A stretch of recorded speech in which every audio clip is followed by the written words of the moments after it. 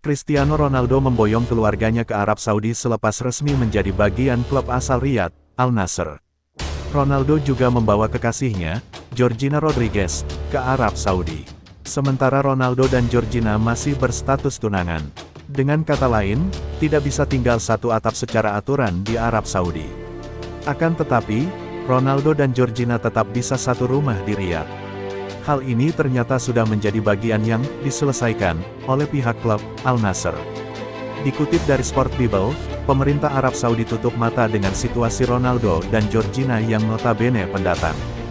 Meskipun aturan tetap melarang kohabitasi tinggal serumah tanpa status pernikahan, pemerintah saat ini tutup mata dan melakukan persekusi kepada siapapun, kata seorang pengacara yang tak ingin diungkapkan namanya. Tentu saja, undang-undang itu akan digunakan ketika mereka mendapatkan masalah atau melakukan kriminal, lanjut sang pengacara tersebut. Situasi Ronaldo dan Georgina belum menikah tetapi boleh satu rumah di Arab Saudi juga diamini oleh pengacara lain. Pemerintah Arab Saudi yang berwenang, hari ini, tidak mengintervensi permasalahan kohabitasi dalam kasus orang asing, kata dia dikutip Sport Bible. Akan tetapi, aturan tetap melarang kohabitasi di luar status pernikahan, jelasnya.